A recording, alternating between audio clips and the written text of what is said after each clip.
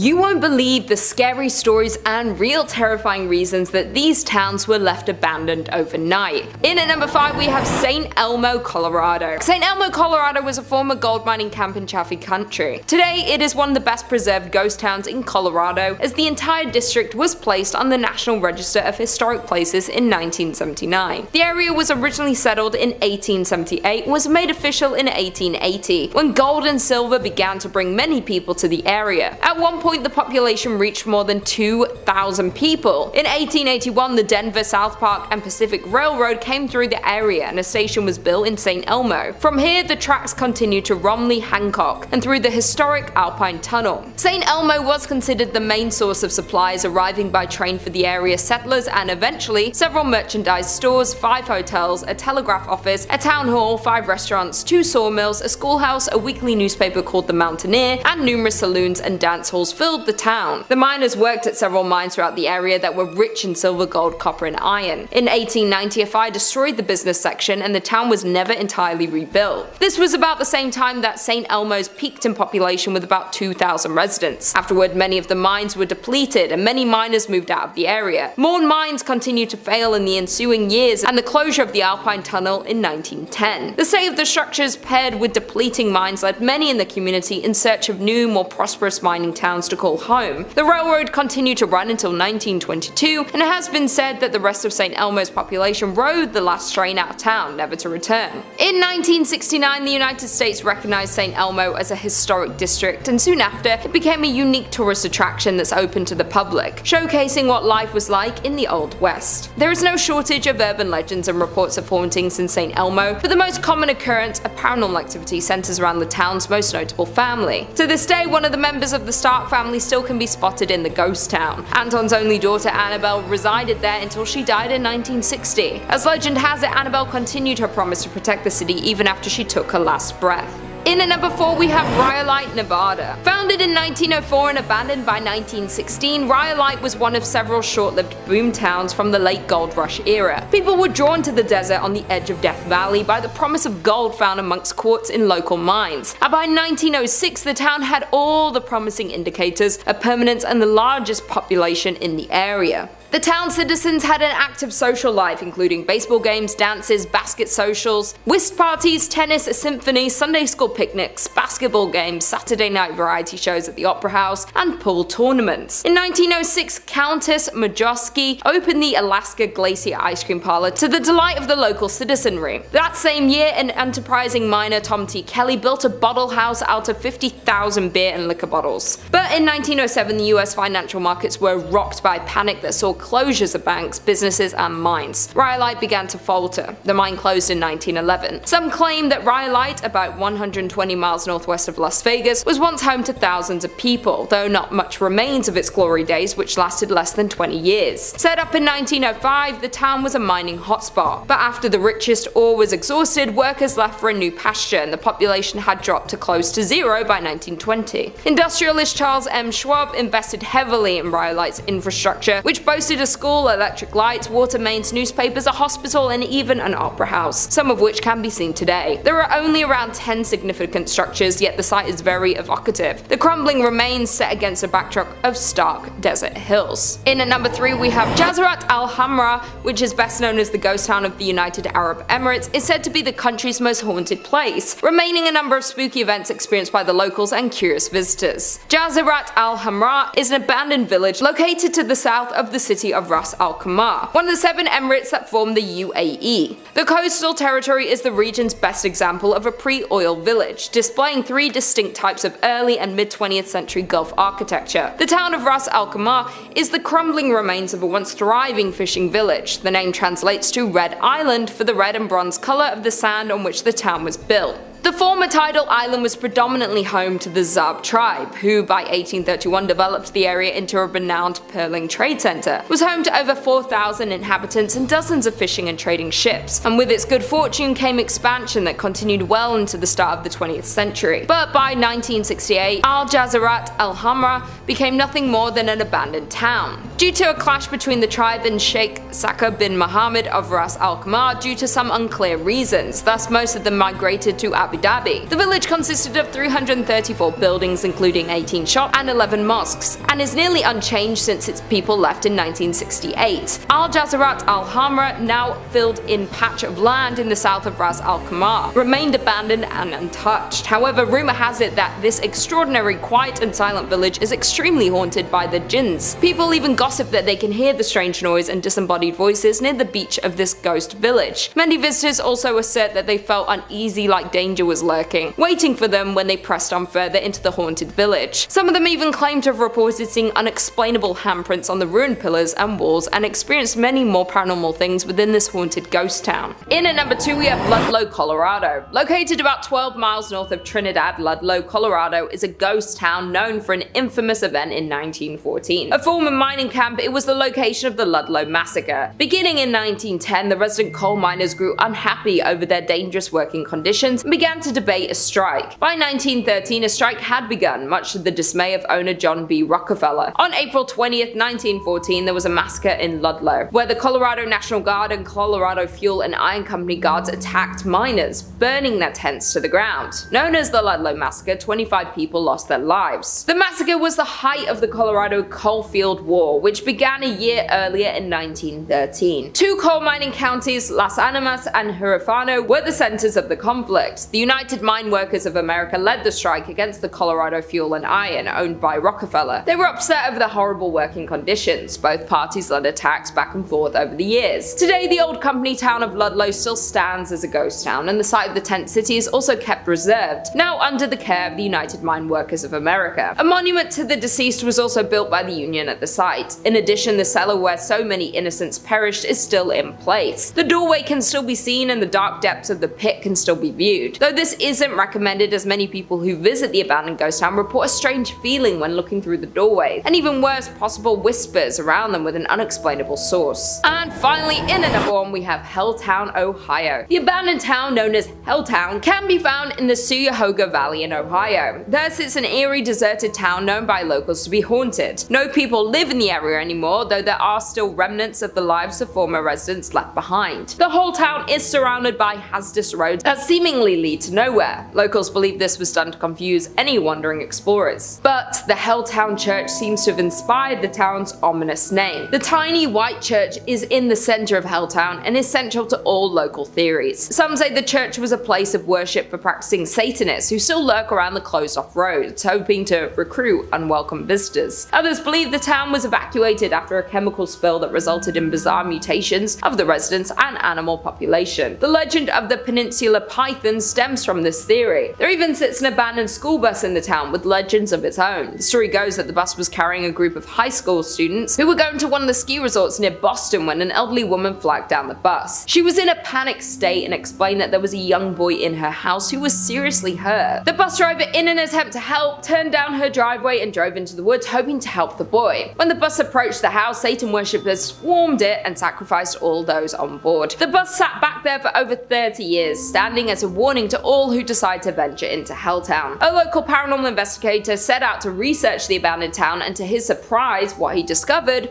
was truly frightening. He describes Helltown as not just truly abandoned, but is home to many spirits and hauntings. His personal experience with a ghost encounter was returning to his car to find strange people looking into his car windows. Both times the people vanished as soon as they saw him approaching the car before he had a chance to speak to them. Coming in at number 5 we have Ross Island. Located on an island in India closer to Southeast Asia than India, the island is known for beautiful beaches, unique marine life, coral reefs, and largely undisturbed forests. But beyond the island's beautiful views and stunning wildlife lies a dark past. Ross Island is one of the 572 islands that make up the Andaman and Nicobar Islands. Now, the island is a ghost town where the remnants of a 19th century British settlement lie in ruins. In 1857, reacting to an unanticipated Indian revolt, the British Empire chose remote islands as the site of a penal colony, and Ross Island was one of them.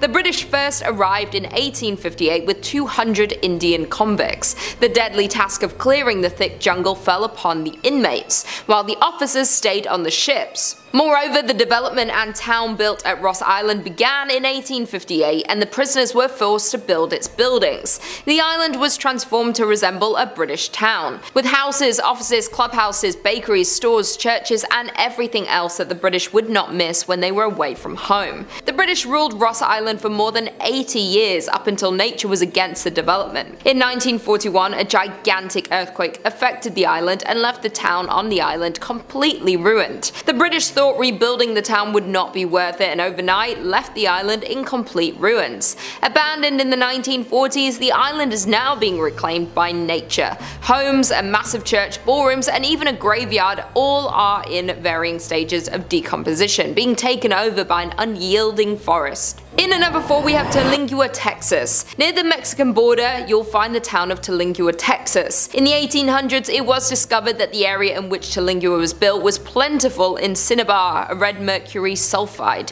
from which mercury can be extracted. This caused an influx of miners to the area, but it wasn't until Jack Dawson's discovery and production of the area's first mercury in 1888 that it drew a population of 2,000, and by 1900 there were 4 mining companies in the area. When the Chiso's mining company opened in the mid-1800s, workers and their families quickly relocated to the Terlingua, Texas. The Chiso's mining company was founded and began operations in 1903 near Terlingua, Texas. The company specialized in the extraction of quicksilver and mercury. In 1799, Charles Harvard discovered that compounding the element produced fulminate mercury crystals, establishing its marketability. These crystals are useful in the production of gunpowder cartridges and shells. Mercury production had peaked during the First World War but began to fall, thus Chiso's mining company had filed for bankruptcy and the miners began to trickle out. When the mine went bankrupt in 1942, Perry sold it and moved away. The population was around 3,000 at its peak, though it said that everyone up and left the municipality in the 1940s once the mercury was picked through. Thus, the once busy city became the ghost town we know today. It is now home to 110 people.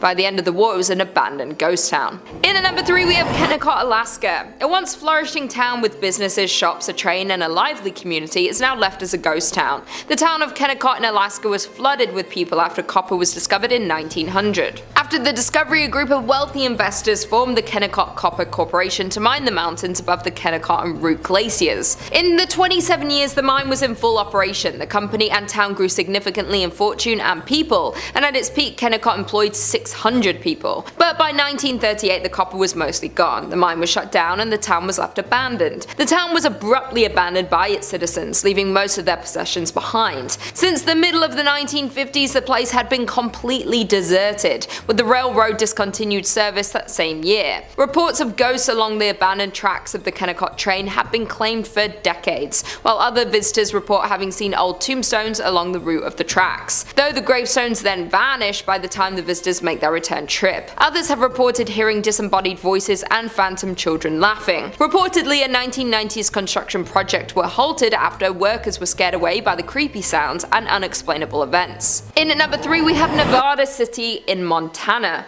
Miners settled in Nevada City in 1963 along with establishing their homes and businesses in this new town. Located in southwestern Montana, the town is 1.5 miles from Virginia City. The town was thriving up until 1876 when the gold miners moved to other promising sites. In 1896 the Connery Placer Mining Company destroyed most of the city's buildings. The company dredged the gulch and later abandoned it, leaving heavy wooden barges. This abandoned town being haunted is old news, as the Nevada City Hotel is reported to be frequented by the apparition of a road agent who lost their life nearby, according to online sources.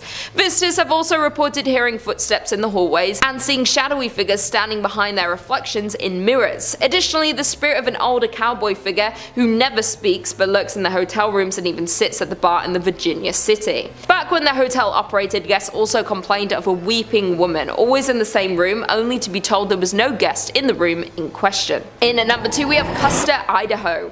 The mining town of Custer was born in 1879 by gold miners looking for their next gold hotspot. Prospectors discovered gold in what would become known as the Yankee Fork area of central Idaho in 1867. The area was worked on a small scale for more than than a decade before the discovery of General Custer Mine. The General Custer Mining Company closed in 1888 and the district experienced a sharp decline.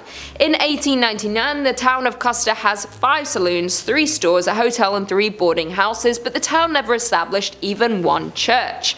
By 1910, most of the mines in the area were closed, and the Yankee Forks boom years came to an end. The combined population of Custer and the nearby Bonanza was just 66 people. The Silver Messenger reports just 2 families remaining in Custer in 1911, and then being fully abandoned the year following. Today it has been purchased by the US Forestry Service and, in conjunction with the Friends of Custer Society, is slowly being made into a historic site. Some original buildings have already been renovated, some are in process, and many others are slated to be restored. Several buildings lost in a 1960s grass fire are due to be replaced with replicas. The Forgotten Town is a landmark for many people such as tourists and especially paranormal investigators. In the old schoolhouse is a museum containing items left behind and showcases the town's unique history. Although interesting, you can't help but get an eerie feeling thinking about the people who once owned these items, as walking into one of these structures is like walking back in time. To think this town was once active with human energy and miners working every single day. And finally, in at number 1 we have South Pass City, Wyoming.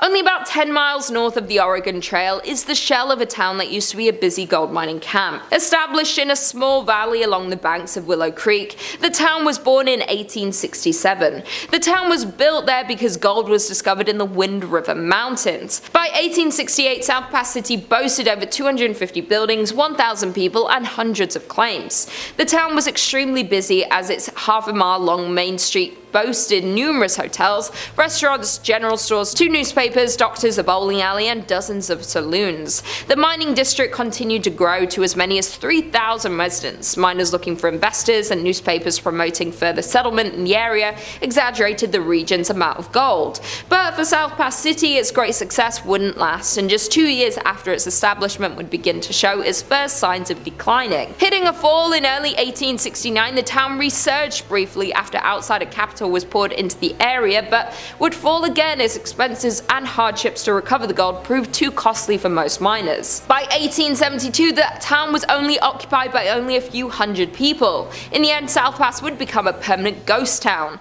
By 1949, the last of the pioneer families had moved on from South Pass City, and the buildings had fallen into disrepair. The grounds of the old town are known to be haunted, and Highway 287 that follows the route of the Oregon Trail over South Pass, which is the reason South Pass City ever existed, has had its fair share of ghost sightings. According to a local ghost story, a woman was driving home from a long day in Denver. Her friend had fallen asleep in the passenger seat. After passing through Jeffrey City, the driver spotted a dark, hunched figure walking toward the road in the sagebrush.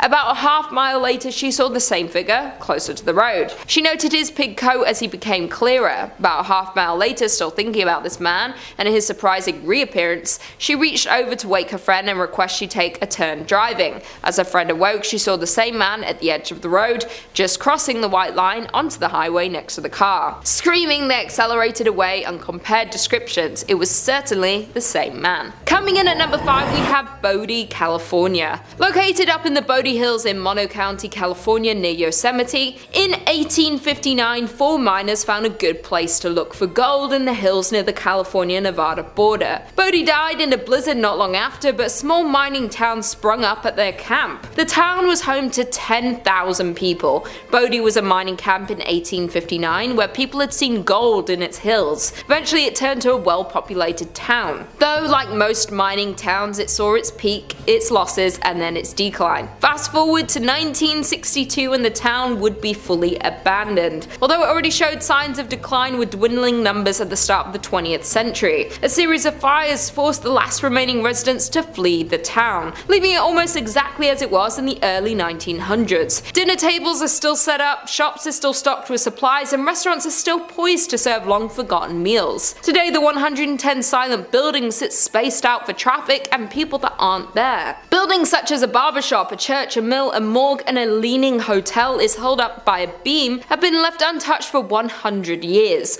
Though since it has been left and abandoned for years, some of the buildings are in crumbling state of decay. While others Others stand strong, full of their original items but long devoid of their owners. There were also 16 saloons and thus a fair amount of danger. People were robbed and crimes occurred quite often, though the curse of Bodie has nothing to do with the fires or the shootings. It started because people started taking artifacts from the abandoned buildings. They take weather-worn shoes or pieces of glass from shattered windows. Somebody once ran off with a piano. Those items may seem like they have no value, but all objects carry equal significance in telling the story of Bodie. Thus, the curse of Bodie emerged, where if you take something from Bodie, bad luck will come around to get you. Because of the rumor spreading of a curse, people who stole items would send them back, often including heartfelt apology letters explaining that they didn't expect their fish to pass, or their romantic life to tank from stealing from Bodie. Coming in at number 4 we have Bannack, Montana. The once bright star of Montana is now a ruin, a town in arrested decay, with few remaining storefronts, saloons and hotels. The town was founded in 1862 when a group of Pikes Peakers from the Goldfields of Colorado set up camp on the banks of the creek. Finding gold, the miners staked claims and promptly failed to keep the find a secret. By the spring of 1863 the area boasted a population of 5,000. By 1864 Bannack had started to fade, losing importance. The remnants of the past still exist with empty buildings and weathered wood. Today over 60 structures remain standing, most of which can be explored. The town is known as a site for paranormal activity. It is known that ghosts of the abandoned town walk the streets of Bannack. The most common ghost story though is the story of Dorothy Dunn. In August 1916, Dorothy Dunn, her cousin Fern and a friend waded into a dredge pond and stepped into deep water, but none of the three knew how to swim. Luckily a passerby was able to save both Fern and the friend, but Dorothy was not as lucky. Today the site of the tragic drowning is referred to as Dorothy's Hole. Sometime after the accident, Bertie saw a ghost of her friend upstairs in the hotel of the town. She recognized Dorothy by her long blue dress. Although Bertie rarely discussed the sightings, other visitors began to report seeing the spirit of a young girl in a long blue dress in the window of the hotel. Others have reported cold spots and some have reported trying to speak to the girl in a long blue dress. Bannack was filled with adult workers, crimes, murders, and of course the notorious sheriff and outlaw Henry Plummer, whose vast gang terrorized and robbed southwest Montana for years. Henry Plummer was handsome, well-dressed and charismatic. He was also able to gain the trust of the area miners and was soon elected sheriff of the community. However, little did the citizens of Bannack know, but their new sheriff led a secret band of road agents called the Innocents, who began to terrorize the travelers between Bannack and Virginia City, robbing and ending more than 100 men over the next several months. Once caught for his terrible actions, Henry Plummer met his fatal end at the hands of the town's citizens. Today many say that the ghost of Henry Plummer haunts this old settlement. Perhaps he wants to avenge his name. In at number 3 we have Thurmond, West Virginia. The historic town of Thurmond, located in the heart of New River Gorge, was established by Captain William D. Thurmond in the 1880s. Captain Thurmond passed in 1910, but the town continued its growth. During its height in the 1920s, the town was flourishing with a number of businesses and facilities in the railway industry. Thurmond had 2 banks, 2 hotels, stores, a cinema and offices, yet after a series of setbacks, Thurmond soon went from boom to bust. A number of factors played a role in the town's slow decline. The first problem was the increased rail competition and the emergence of cars. Then in 1930 a fire that led to the closure of the biggest hotel in the town, the Dunglen Hotel, only furthered the decline. The final fate of the town was the Great Depression, and by 1950 Thurmond was a ghost town. Thurmond saw a small revival during World War II when coal was in high demand, but it was not enough. Afterward the coal fields began to play out. Today Thurmond stands at just 5-person population, which is why it is nearly vacant ghost town, as the remaining residents either move on or pass away. The house and the land it sits on became the property of the National Park Service. Walking around Thurmond today is a sad reminder of the countless other boom towns which once thrived with human activity, but today are silent and forgotten. Many buildings have long since disappeared, either torn down or, as in the case of the well-loved hotel, burnt to the ground in suspicious circumstances. Many of the family homes lie in increasingly decaying condition, while some have disappeared altogether, leaving only behind a white picket fence and wildflowers which still blossom untended each year. The eerie atmosphere of Thurmond led many visitors to believe that this almost abandoned town is haunted. In at number 2 we have Xunantunich, Belize. I hope that's how you say it. Deep in the jungle of Belize lies an ancient ruins of an abandoned town that has been left to crumble. The town has been left abandoned for over 1,000 years, though before the abandonment of this large and populated town, Xunantunich was a thriving metropolis. The first construction at the site dates back to sometime in 200 AD, with the growth of the town continuing until its final days of functioning as a city. The town grew to consist of many temples and palaces, including its largest and most recognizable, known as El Castillo. Xunantunich has lied abandoned since around 1000 AD. It is thought that due to consistent devastating events such as an earthquake and other natural disasters, caused a sudden evacuation of the large Mayan city around 700 AD. The disaster caused extensive damage to the main pyramid of Xunantunich. Although the city was reoccupied sometime after, it only remained active for another 300 years before it was left completely unoccupied. After abandonment, the site remained empty, eventually being encapsulated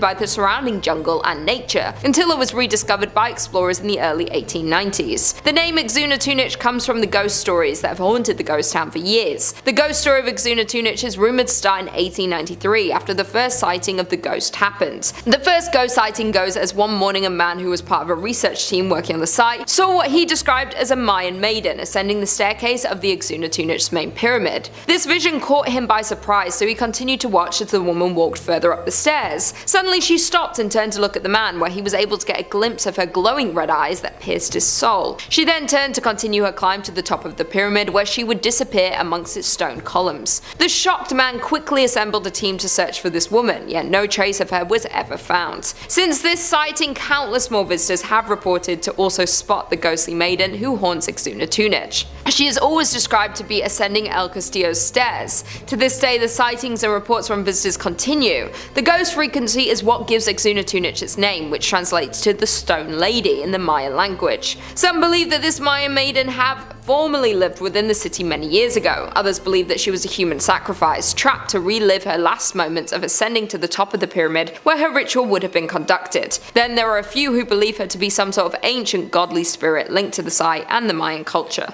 And finally, in at number 1 we have Calico, California. The ghost town of Calico can be found in California, midway between Batsto and Jerome. The beginning of the town started in 1875 and was built under the impression that there were prospects for silver in the Calico Mountains. But in the spring of 1883, many of the local miners left Calico when borax was discovered 3 miles east at Borate, though Calico again boomed in 1884 as additional silver discoveries were made. Gaining a population of some 2,500, the town supported 24 saloons and gambling dives that never closed, as well as more establishments such as the church, public school, dance school, and a literary society, along with dozens of retail businesses. By the late 1800s, Calico was bustling with prospectors searching for their fortunes, and the Calico mining district became one of the richest in the state. Calico's final decline began when the price of silver fell in the 1890s, but the break production kept it alive, even through the panic of 1906. They tried to hold on, and borax for a time substituted for the shiny metal that had been Calico's fortune. Calico kept churning out valuable minerals until it finally exhausted its supply in the 1920s. Calico was soon abandoned and left to gradually decay in the desert sun until little remained, but in 1951 it was purchased by the Walter Knott, an ex-miner, and rebuilt as a modern ghost town. He restored the town to mostly how it was, in certain cases rebuilding some of the old structures as they were back in the 1880s. Considered one of the top haunted locations in California, Calico has its fair share of ghost stories, when one of the most active and known ghosts of the abandoned town is Lucy Lane. Lucy is often seen in a black lace dress walking back and forth between her home and store. Others have allegedly seen phantom school teachers and other residents who have been known to grab visitors' legs or pinch their ankles. Some visitors have also reported seeing a floating red light inside the buildings, while other visitors have reported extreme cold spots throughout the mine and an eerie feeling in various places of the town. In at number 5 we have Batsto Village in New Jersey. Located in New Jersey, Batsto Village is a historic community centered around the Batsto Iron Works. The site was ideal for iron work because there was water for mills, abundant wood for charcoal, and naturally occurring bog iron. The well-preserved and lovingly restored village dates back to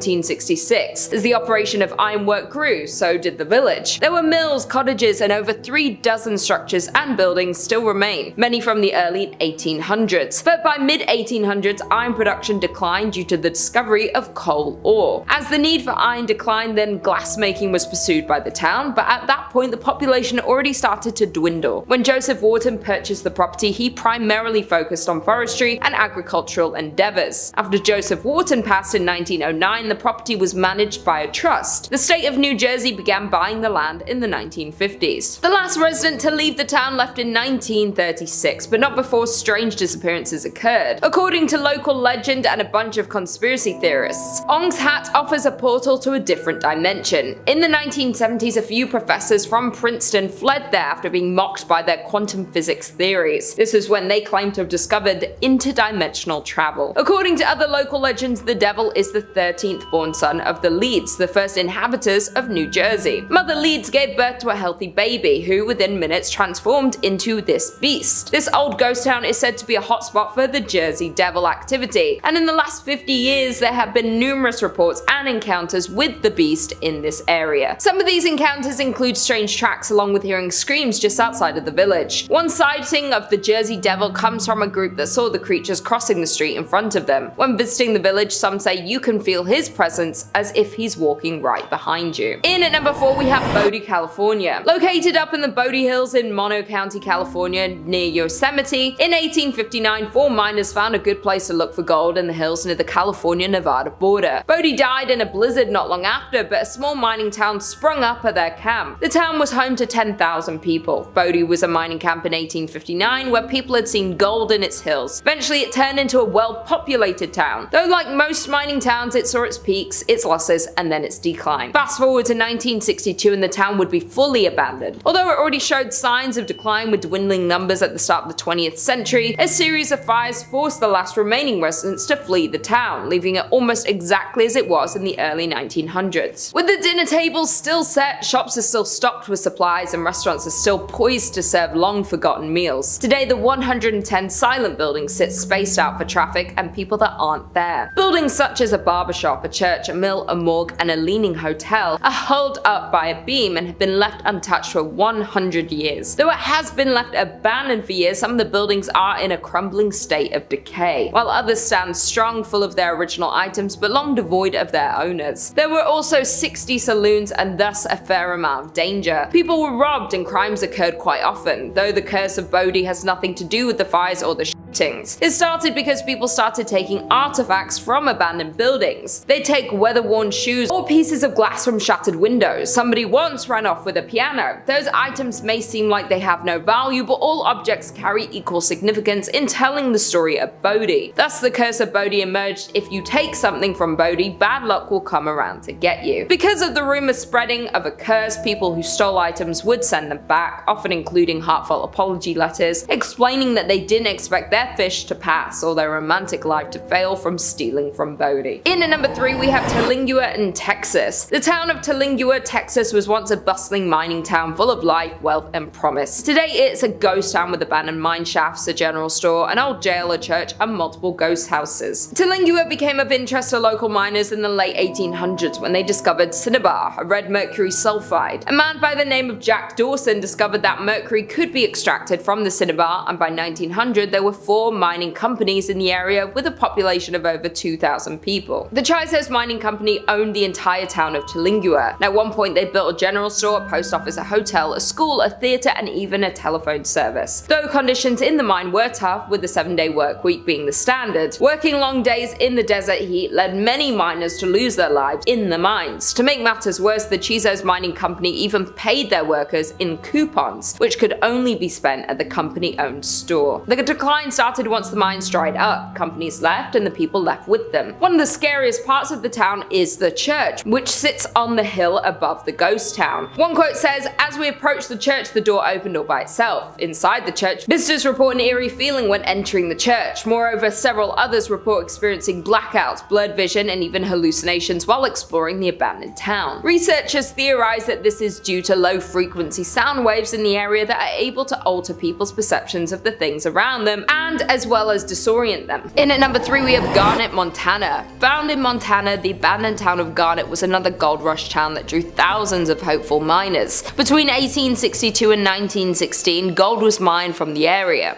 During the peak of the town, it had hotels, saloons, schools, and stores in the midst of the town's biggest years. A 1912 fire burned down half of the town, and what was lost was not rebuilt. Many of the remaining structures were in poor condition even when they were lived in and regularly visited. This marked the decline of the town, as after 1917 the mine began to offer less and less, and by the time of World War I the town was almost fully abandoned. Garnet is perhaps the best preserved coast town in the state of Montana. There are plenty of people who believe the abandoned buildings are still home to some of the residents who once lived there. Some visitors have reported hearing laughter and music coming from Kelly's Saloon, which is the most common occurrence. I quote, "We didn't experience anything bordering on the supernatural during our visit, but we did find the beautifully preserved artifacts to be windows into Garnet's incredible past." Coming in at number 2 we have Jerome, Arizona. Located in Arizona, you will find the ghost town of Jerome. Once a copper mining town, Jerome was the third largest town in the early 1900s. Its streets were filled with 37 saloons, 13 bordellos, and a meager 4 churches in 1917, and again in 1926 after a mine blast damaged the original. A series of ill-fated events at this site would almost lead one to call it cursed.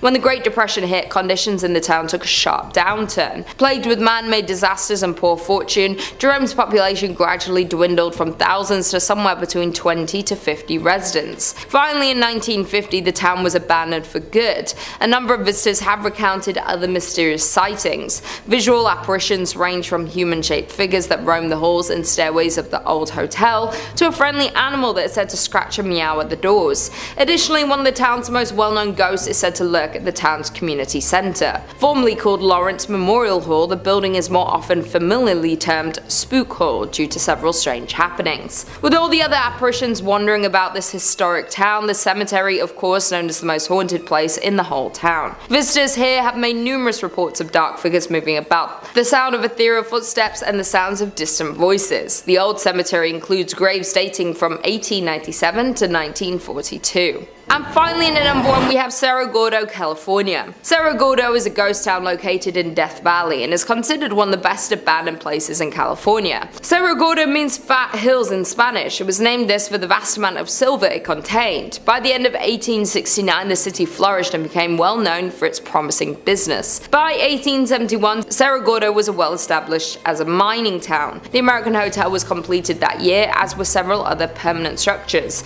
a general store, restaurants and saloons.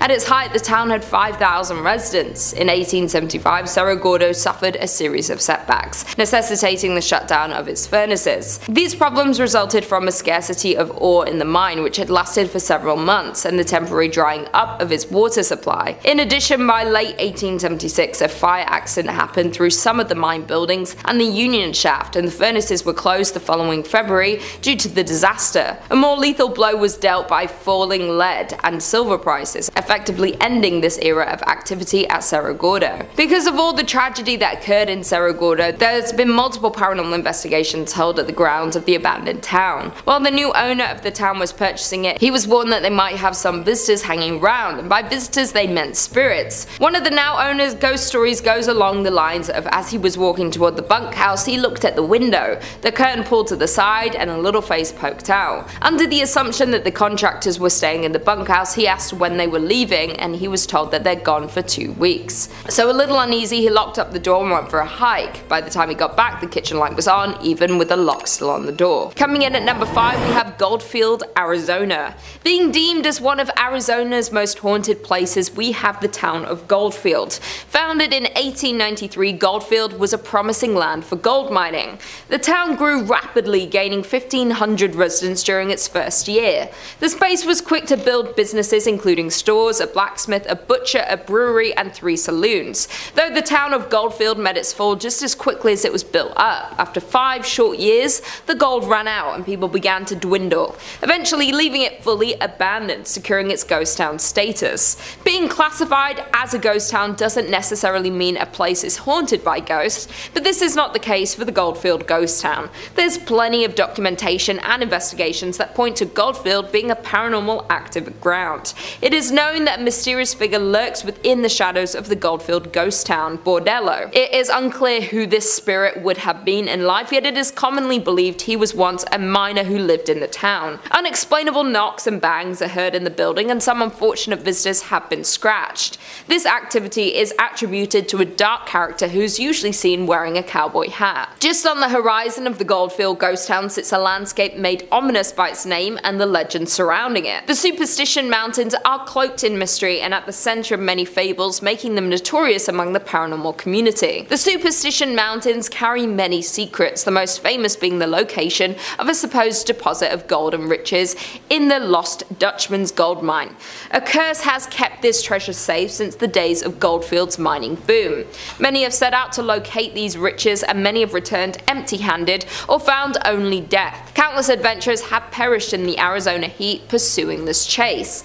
Their ghosts are said to now haunt the mountainside. Other secrets of the mountain have people believing that the hill is a place where evil spirits hid and told stories of a devil that lived behind the mountain. There's also a rumored apparition of a hugely tall skeleton named the Borrego Phantom, which appears to those exploring the mountain after dark. Another layer of creepiness is added to the mountain by the local legend that reptile-looking people surface there after dark. All of these creepy mysteries are summed up pretty nicely in the Superstition Mountain's name. In at number 4 we have Glenrio, New Mexico. Found on the state border of Texas and New Mexico lies the town of Glenrio. Founded in 1901, it was a town where wheat and cattle farmers settled and grew a community. Being divided between two states made for some unusual customs in Glenrio. The mail would arrive at a train depot on the Texas side, but would have to be transported to the post office on the New Mexico side. The Texas side was part of a dry county, so all the bars were on the New Mexico side. Because the gasoline tax was higher in New Mexico, all the service stations were on the Texas side. By 1920, Glenrio had a hotel, a hardware store, and a land office, as well as several grocery stores, service stations, and cafes. Though Glenrio's permanent population never rose above 30 people, the town survived with its tourist-based businesses catering to the many travelers along Route 66. By 1985, only 2 residents remained in the small town, and the Texas post office was the only business open. It too has long since closed. Other buildings have overgrown sites, missing windows, or debris surrounding them. The detritus of 4 decades when Glenrio welcomed tens of thousands, fed and entertained them, and sent them on their way towards Chicago or California. Number 3 on this list is Deception Island in Antarctica. Deception Island can be found just off the northwest Antarctic peninsula in the South Shetland Islands. The island itself is quite remote and can only be reached by ship. The island was once known for being the safest harbor in Antarctica and used as a sealing and whaling station, having interested Britain, Chile, and Argentina for a place of science and military, where Britain ended up using it as a military base, but not for long, as it was deserted when volcanic activity destroyed it in 1960. Today, Deception Island is a popular Antarctic tourism destination and a scientific outpost for summer research teams from Spain and Argentina. With a history rich in destruction and conflict, the horseshoe-shaped landmass can leave visitors with more than a touch of nostalgia and even the uneasy feeling that the island is true to its name, that something here is not as it seems. Since it's been abandoned, the island is known to be a paranormal active hotspot, as many of the ghosts of Deception Island are plain to see, with abandoned scientific research stations, airplane hangars, whaling operations, and military bases being scattered around the island. Many who have visited Deception Island have said they felt uncomfortable, as though they're not alone in more ways than one, with many visitors having heard strange voices seemingly coming out of nowhere. Others claim to have seen shadowy figures. Strange orbs of light are commonly seen there as well, only adding to the mystery and intrigue of such a place. With no immediate way to escape the island, making the risks of visiting the island and interacting with paranormal activity a little scarier. Number 4 on this list is Craco, Italy. Even though the residents of Craco, Italy are long gone, the town on the hill remains abandoned. Located atop a 1,300-foot cliff overlooking the river valley below, the town was founded in the 8th century. Craco is only 40 kilometers inland from the Gulf of Taranto and a part of Italy's Basilicata region. The first written evidence of the town's existence shows that it was under the possession of a bishop named Arnaldo in 1060 AD. The town's oldest building, the tall Torre Normanna, predates the bishop's documented ownership by 20 years. The city emptied due to various natural disasters. In 1963, the people of Craco, Italy saw its first substantial landslide, though life went on and the town kept on expanding. Then another tragedy hit. In 1656, the Black Death began to spread, where hundreds died and the population dipped. Though the town lived on, in 1972 a flood made conditions even more precarious. Despite living conditions being harsh and dangerous as well as numerous bandit raids, there were still many residents who refused to leave their beautiful city. Though in 1980 an earthquake caused the town to be abandoned in its entirety. Now Craco is effectively a ghost town, reduced to nothing but ancient ruins for half a century. It's an eerie look at a once thriving village that's now known as a ghost town. The oldest part of Craco, built on solid bedrock, still remains standing. As beautiful as Craco is, the land and location have proven not suitable for habitation. From its rich tragic history and frozen in time as a medieval town, it's only safe to assume that the town is haunted by its past. And finally, number 1 on this list is Kennecott, Alaska. Built in 1903, the town of Kennecott was once bustling with people, full of workers who came to the town in search of wealth and work in the mines. There were businesses, shops, a train connection, and a lot of life. Then, in 1938, the town was abruptly abandoned by its citizens, leaving most of their possessions behind. Since the middle of the 1950s, the place has been completely deserted. In the Kennecott mines, it was not gold that people were digging for, like in so many other places, but copper. After copper was discovered in the area in 1900, a group of wealthy investors formed the Kennecott Copper Corporation to mine the incredibly rich veins in the jagged mountains. In the 27 years the mine was in full operation, the company made more than $100 million and a company town grew around the mine. It grew quickly into a major town with a school, a hospital, a saloon, and a brothel. But by 1938 the copper deposits were mostly gone, the mine was shut down, and the town was abandoned. The railroad discontinued service that same year. Over the years, visitors exploring the ghost town and Kennecott historical landmarks have claimed they've seen tombstones just off the old dirt path and in places where the old copper railroad used to be. Widespread and well-known stories of hauntings along the old railway track have been reported from the region. Back in the late 1990s, the state of Alaska was said to have begun developing a government housing tract out along the trail that once marked the old copper railroads. But during construction, workers so regularly recounted phantom visions and disembodied voices of both children and adults along the old copper railroad that keeping work up became impossible. Eventually, things got even worse, with construction workers having seen the tombstones and heard the wails of the past miners. In addition, the workers started losing their tools right out of their tool belts and boxes. It was enough to frighten off even the boldest and bravest public workers that the whole project had to be cancelled. Coming in at number 5, we have Grafton, Utah. Located just a few miles away from Zion National Park in Utah, the now abandoned town of Grafton can be found. The town was originally established in 1859 when 5 Mormon families nearby were led to establish a town they called Wheeler to plant cotton, which would have been a profitable commodity during the Civil War. After only 2 years, the town was struck by a massive flood starting on January 8th of 1862 that washed away the entire town. However, the pioneers did not give up that easily and moved about a mile upstream and founded a new town named Grafton. They grew cotton, alfalfa, and wheat, but life was harsh and many residents lost their life due to the diseases and various accidents. The mortality rate was also extremely high, which accounts for about 77 total graves in the nearby cemetery. The town flourished for a while despite reoccurring floods, with a church and adobe schoolhouse being built in 1886, but when the Hurricane Canal was built in 1906, many families started to move to Rockville and Hurricane, and by 1920 only 3 families remained in the town, and in 1944 the town's last residents,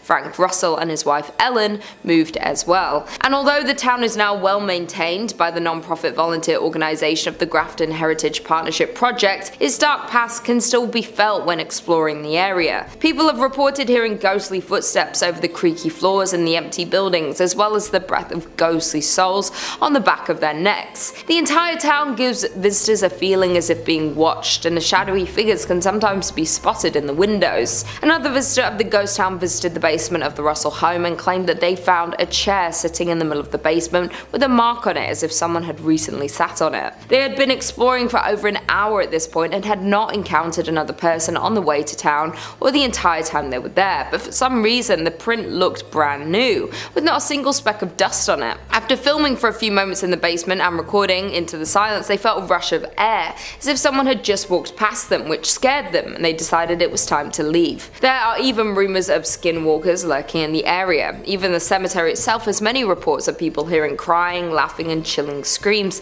especially late in the day and when it's overcast. Some people have even seen a woman in a dress with her hair in a bun walking around the cemetery sobbing, but when they approached her she disappeared into thin air. There is no doubt that there is definitely a very uncomfortable feeling while walking around the gravestones, which isn't surprising knowing the sad history of the people laid to rest there. In at number 4 we have Deadwood, South Dakota. The town of Deadwood is located in South Dakota and gained attraction in the gold rush of 1876. In 1875, a miner named John B. Pearson found gold in a narrow canyon in these northern Black Hills. This canyon became known as Deadwood Gulch because of many dead trees that lined the canyon walls at the time. Practically overnight, the tiny gold camp boomed into a town that played by its own rules that attracted outlaws, gamblers and gunslingers along with gold seekers. At its height, the city had a population of 5,000, attracting larger-than-life Old West figures back then. The business district comprised largely of saloons, dance halls, card parlors, and bodacious bordellos.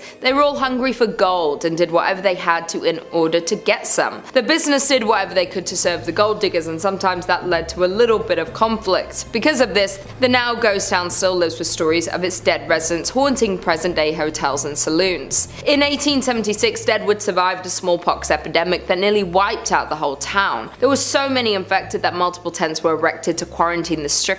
In addition, it suffered 3 major fires. One devastating fire occurred on September 26, 1879, destroying more than 300 buildings and consuming the belongings of many inhabitants. Many numerous economic hardships also followed, pushing it to the verge of becoming another Old West ghost town. One of the most paranormally active sites in the ghost town is the Adam House. Built in 1892 after owner W.E. Adams had a stroke on the premises, his wife was so disturbed by the sounds of his ghost still walking around, rocking the rocking chairs and so forth, that she moved and left the house untouched, exactly as it was when he died. Now visitors and employees report having seen a rocking chair rock on its own, encountered a shadowy man standing at an upstairs window, and heard voices and footsteps in rooms throughout the house. In at number 2 we have Pyramiden, Norway. Some say that the Soviet town of Pyramiden, Norway was abandoned overnight, and for a good reason. Located in Svalbard, an archipelago situated between Norway and the North Pole, Pyramiden can be reached by boat from about mid-May until the beginning of October, when waters bordering the town are free from sea ice. Established in the 17th century, the town was used as a base for whaling and walrus trapping. Though at the start of the 20th century the culture shifted to coal mining. At first Pyramiden was a sleepy place with hardly any residents at all, but after World War II the Soviets allocated more money to the town. They constructed dozens of new buildings, including a hospital, a recreation centre called the Cultural Palace, and a large cafeteria. In the 1980s the town's population reached its peak of more than 1,000 people, but not long due to the wake of the Soviet Union's dissolution the town would be left completely abandoned. As when the Soviet Union fell apart, mining stopped in Pyramiden and the miners had to leave. On March 31st, 1998 the last coal was extracted from the mine and the approximately 300 workers who still lived there began shipping out. The residents never returned, and today the town still stands much as it was when the last men departed. And finally, in at number 1 we have Batsto Village, New Jersey. There are around 28 known ghost towns in New Jersey, but this one has to be the most terrifying. Founded in 1766, the Batsto village was built primarily to accommodate once prosperous ironworks. At the time, the site possessed 3 valuable resources: water for mills, abundant wood for charcoal, and naturally occurring bog iron. During the Revolutionary War, Batsto supplied the Continental Army with iron, while its remoteness protected it from British attack. In 1784, Batsto was bought by William Richard, whose family owned and operated the ironworks for 92 years. Following the discovery of coal and ore in Pennsylvania, in the 1840s the iron industry began to dwindle in the Batsto village. Nervous they were going to run out of business, the Richards family exploited another abundant local resource, sand, to make glass. But in 1874 a house fire spread and destroyed the glass making facilities, remaining furnaces, and 17 houses that were in the town. Due to the destruction of the glass facilities, the town of Batsto and the Richards family fell into bankruptcy. The Richards and many of the villagers moved away after the accident, leaving the site silent. In 1876 the property along with huge tracts of land around it, was purchased by industrialist and businessman Joseph Wharton, with the plan of reinventing the declining town into an agricultural, foresting and cranberry farm. But after his death in 1909, the land was held by a trust until purchased by the state in 1954 to form the Wharton State Forest. The state's plan for the town was to restore its 50-room mansion, as well as to rebuild the dam that was located on the lake, though the efforts to reinvent Batsto weren't enough to save it from its inevitable end. As when the state of New Jersey bought the village with a plan of improving it, the residents didn't see a future in the town, so they all left it, with roots that can be traced back to 1766 and the last remaining resident leaving in 1989. There are more than 40 structures still standing in the historic town, including a charcoal kiln, carriage houses, stables, ice and milk houses, a blacksmith, general store, gristmill, and a wheelwright shop, though they are all left untouched since the last residents left in 1989. Number 5 on this list is Pripyat, Ukraine.